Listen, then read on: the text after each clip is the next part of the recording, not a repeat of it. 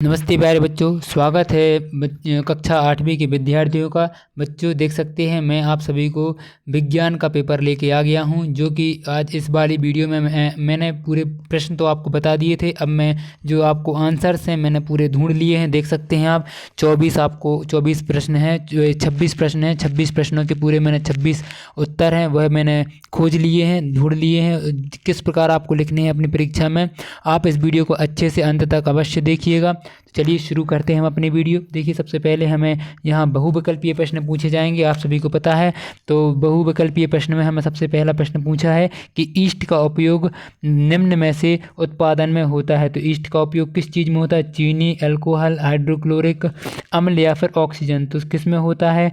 आप ये इसमें अल्कोहल में ईस्ट का प्रयोग होता है। ठीक है बच्चों। उसके बाद देखिए दूसरा प्रश्न हमें पूछा गया है कि निम्न पदार्थों में से सबसे पहले कौन जलेगा? तो पेट्रोल सबसे पहले जलेगा। उसके बाद देखिए मैंने जो ये प्रश्न है बच्चों, मैंने पूरे आपको प्रश्न बता दिए थे और इनके आंसर्स भी बताए थे कुछ कुछ के, और 11 से मैंने आंसर्स एक के भी नहीं बताए थे। तो उनको वहाँ से आप अपनी कॉपी में अच्छे से नोट करते हुए चलना है।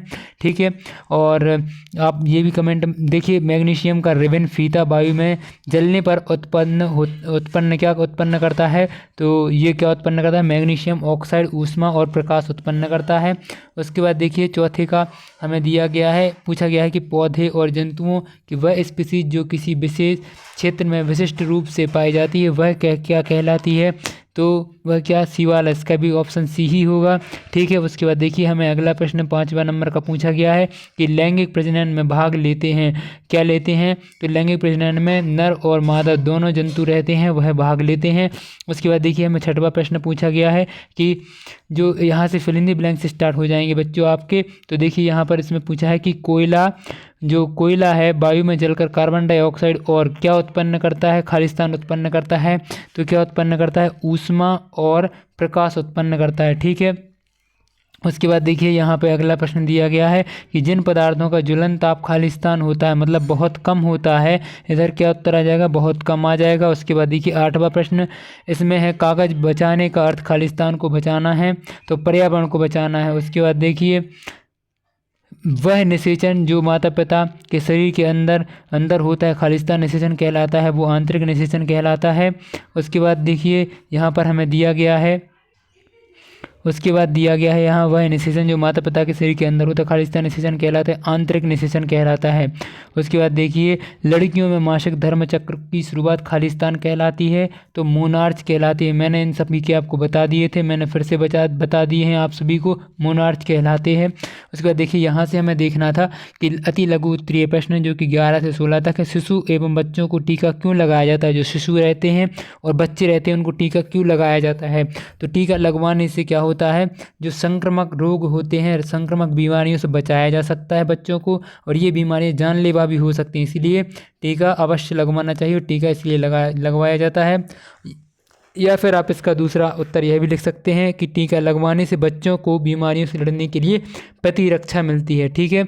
उसके बाद देखिए आपके लिए अगला क्वेश्चन है जिसमें पूछा गया है 12वां क्वेश्चन की अपने बहुत अधिक व्यवसाय महत्व के कारण किसे हम काला सोना कहते हैं? तो काला सोना क्या कहलाता है? तो पेट्रोलियम को काला सोना कहते हैं। देखिए पेट्रोलियम को काला सोना कहा जाता है। उसके बाद देखिए अगला प्रश्न हमें पूछा गया है कि कोयले के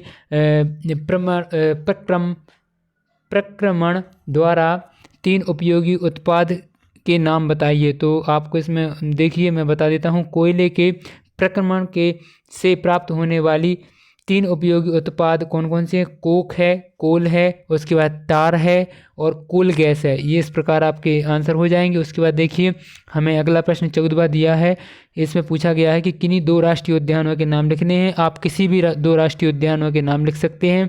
मैंने देखिए यहाँ पर जिम कॉर्बेट नेशनल पार्क और बांधव राष्ट्रीय उद्यान 2 राष्ट्रीय उद्यानों के नाम लिखे हैं, तो आप किसी भी 2 राष्ट्रीय उद्यानों के नाम लिख सकते हैं। ठीक है बच्चों। इसके बाद देखिए अगला प्रश्न हमसे पूछा है मरुस्थलीकरण कब होता है? तो मरुस्थलीकरण कब होता है, मतलब आपका रेगिस्तान कब बनता है? तो मरुस्थलीकरण जब उपजाऊ जमीन रेगिस्तान या अर्ध शुष्क इलाके में बदल जाती है, तो इसे मरुस्थलीकरण कहते हैं। यह प्राकृतिक और मानवीय कारणों से हो सकता है। इस प्रकार आपको 15वें का आंसर लिख देना है। जब उपजाऊ जमीन रेगिस्तान या अर्ध शुष्क इलाके में बदल जाती है तो वो इसे मरुस्थल कहते हैं। यह प्राकृतिक और मानवीय कारणों से हो सकता है। ठीक है बच्चों, उसके बाद देखिए अगला प्रश्न हमें क्या पूछा गया है। तो अगले प्रश्न में हमसे पूछा गया है कि मनुष्य में गुणसूत्रों की संख्या कितनी होती है। तो देखिए मनुष्य में गुणसूत्रों की संख्या कितनी होती है।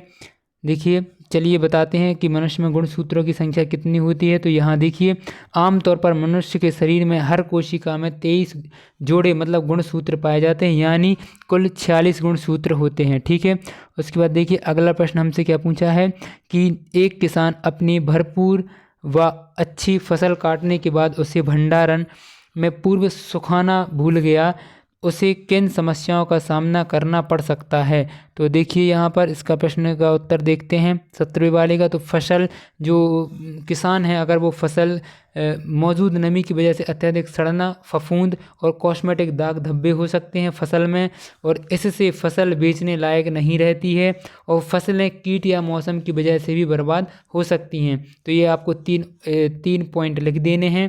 ठीक है बच्चों, उसके बाद देखिए यहाँ पर हमें अगला प्रश्न दिया है कि रसोई गैस को जलाने पर कोई आवाज़ नहीं होती लेकिन पटाखे के जलाने पर तेज़ आवाज़ होती है, तो ऐसा क्यों होता है, स्पष्ट कीजिए। तो देखिए इसका मैंने उत्तर हो जाएगा इसका क्या कि रसोई गैस को जलाने पर आवाज़ नहीं होती लेकिन पटाखे को जलाने पर तेज़ आवाज़ होती है, क्योंकि पटाखे में मौजूद रासायनिक पदार्थ की वजह से अचानक बड़ी मात्रा में गैस बनती है और इसी वजह से आवाज़ होती है। ठीक है बच्चों, इस प्रकार आप इसका आंसर लिख देंगे। इसके बाद देखिए 19वां प्रश्न हमसे पूछा गया है, एक प्रयोग में 405 किलोग्राम ईंधन का पूर्णतया दहन किया गया, जिससे अगर इतना ऊष्मा उत्पन्न होती है तो ईंधन की ऊष्मीय मान ज्ञात करना। आपको ईंधन का ऊष्मीय मान ज्ञात करना है। देखिए आपको जो ये कैलकुलेशन है इस प्रकार करनी पड़ेगी। यहाँ लिखेंगे आप दिया गया है, फिर उसके बाद लिखेंगे ईंधन का भार 4.5 किलोग्राम है, ईंधन के पूर्णतया दहन से उत्पन्न ऊष्मा कितनी है, आपको इतनी ऊष्मा दी गई है। उसके बाद देखिए ऊष्मीय मान बराबर आप लिख देंगे किलोग्राम पर किलोजूल पर किलोग्राम होता है, और अतः कुल ऊष्मीय मान कितना हो जाएगा, ऊष्मा उत्पन्न बटे ईंधन का भार हो जाएगा। तो जितनी ऊष्मा आपकी उत्पन्न हुई है बटे में आप भार, तो इसको जब भाग देंगे तो आपका यह उत्तर आ जाएगा। ठीक है बच्चों, 19वें आंसर में आपको इस प्रकार करना था। उसके बाद आपको एक अगला प्रश्न पूछा है कि मुर्गी और मेंढक दोनों ही अंडे देते हैं लेकिन दोनों में ही निषेचन की क्रिया अलग अलग प्रकार से होती है, तो क्यों होती है, तो आपको यह बताना था। तो देखिए इसमें इसका आंसर क्या हो जाएगा।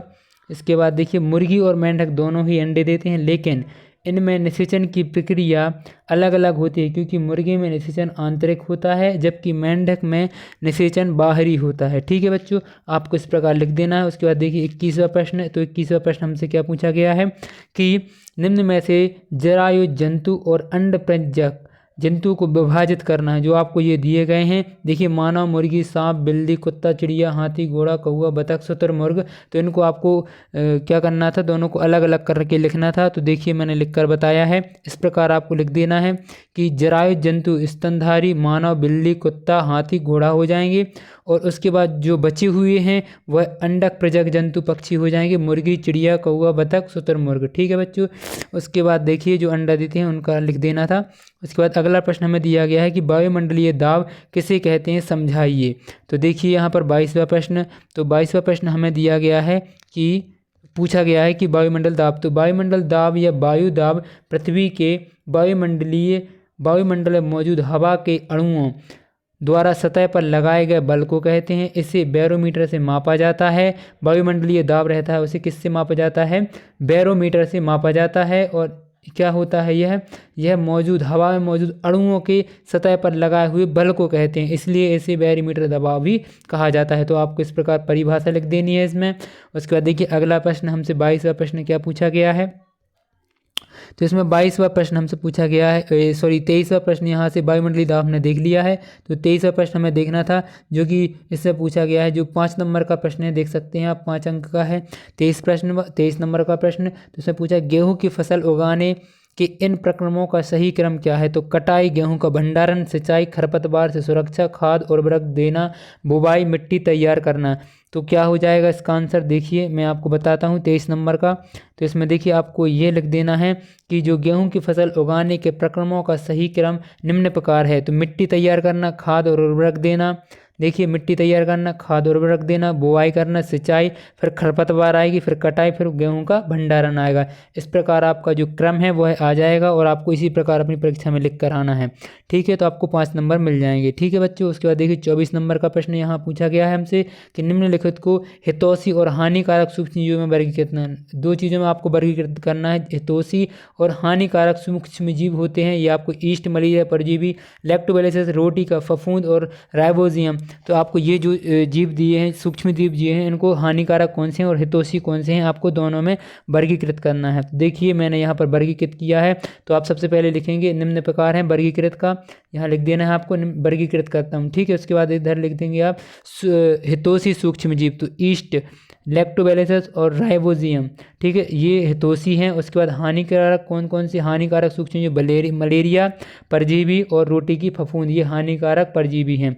ठीक है, सूक्ष्म जीवी हैं। तो इसके बाद देखिए अगला प्रश्न हमसे क्या पूछा गया है। अगला प्रश्न हमसे 25वां प्रश्न पूछा गया है बच्चों। देखिए कि संतति का लिंग निर्धारण किस प्रकार होता है, तो विस्तार से समझाइए। तो संतति का लिंग किस प्रकार इस पे देखिए किस प्रकार होता है। तो संतति का लिंग निर्धारण पुरुषों के शुक्राणु में मौजूद लिंग गुण सूत्र के आधार पर होता है। जैसे पुरुषों में XY लिंग गुण सूत्र होते हैं, जबकि महिलाओं में XX लिंग गुण सूत्र होते हैं। तो क्या होता है, पहली बात तो आपको यह लिख देना पहले पॉइंट में कि पुरुषों में XY लिंग गुणसूत्र होते हैं और महिलाओं में XX गुणसूत्र होते हैं। दूसरे पॉइंट में आप क्या लिखेंगे, पुरुष शुक्राणु में आधे शुक्राणु X गुणसूत्र, इसके मतलब पुरुष के X गुणसूत्र और आधे में Y गुणसूत्र होते हैं। आधे में X गुणसूत्र होता है और आधे में Y गुणसूत्र होता है। उसके बाद देखिए जो महिला का अंडा होता है उसमें हमेशा X गुणसूत्र आता है, और जब X गुणसूत्र वाला शुक्राणु मादा अंडे के साथ मिलता है तो बच्चा मादा होता है। ठीक है, आपको यही पूछा गया था। तो यह पॉइंट बहुत इंपॉर्टेंट हो जाएगा बच्चों कि जब X गुणसूत्र वाला शुक्राणु मादा अंडे के साथ मिलता है तो कौन सा बच्चा पैदा होता है, मादा बच्चा पैदा होता है। और उसके बाद जब Y गुणसूत्र वाला शुक्राणु मादा अंडे में मिलता है तो बच्चा नर प्राप्त होता है। नर मतलब यहाँ पर लड़का पैदा होगा और मादा मतलब लड़की पैदा होगी। ठीक है बच्चों, यह आपको पॉइंट अच्छे से ध्यान रखना है। और उसके बाद देखिए इस तरह संतान का लिंग निर्धारण इस पर बात पर निर्भर करता है कि निषेचन के समय पिता कौन सा शुक्राणु माता के अंडे के साथ मिलता है। इस वजह से बच्चा नर होने की संभावना 50% और मादा होने की भी संभावना 50% रहती है। ठीक है बच्चों, उसके बाद देखिए अगला प्रश्न जो कि हमारा लास्ट प्रश्न भी है, यह क्या पूछा गया है। तो इसमें देखिए हमसे पूछा गया है पहाड़ों पर वायु दाब कम क्यों होता है, कारण सहित समझाइए। इसको कारण सहित आपको लिखना है कि पहाड़ों पर वायु दाब क्यों कम होता है। तो देखिए ये 5 नंबर का प्रश्न है बच्चों, फिर भी मैंने छोटा ही दिया है आपको। देखिए ऊंचाई बढ़ने पर वायु दाब होता है जो क्या हो जाता है, कम हो जाता है, जिससे अणुओं के बीच क्या होता है, टकराव की गति कम होती है। इसके कारण तापमान कम हो जाता है। जब आप पहाड़ों की ऊंचाई पर जाते हैं तो वायु दाब कम होता है क्योंकि वायु शोषण कम होता है, और वायु शोषण की कमी के कारण वायु की घनत्व कम हो जाती है। इस प्रकार आपके पूरे क्वेश्चंस कंप्लीट होते हैं बच्चों। कल के लिए आप सभी के लिए ऑल द बेस्ट। और अगर वीडियो पसंद आई है तो बच्चों लाइक करिए। बिल्कुल आपको कहीं अब भटकने की आवश्यकता नहीं है, कोई दूसरी वीडियो देखने की आवश्यकता नहीं है, आपको टाइम वेस्ट करने की आवश्यकता नहीं है। आप इस वीडियो में संतुष्ट रहिए और उसके बाद अपनी कॉपी में इन पूरे जो मैंने बताए हैं आंसर्स इनको याद करने की आप रात भर आप कोशिश करिएगा। ठीक है, मिलते ऑल द बेस्ट कल के पेपर के लिए। अगर मुझे सुबह कोई जानकारी मिलती है तो मैं अपलोड कर दूंगा इसमें, तो आप चैनल पर बने रहिएगा। ठीक है, मिलते हैं नेक्स्ट वीडियो में। थैंक यू, धन्यवाद।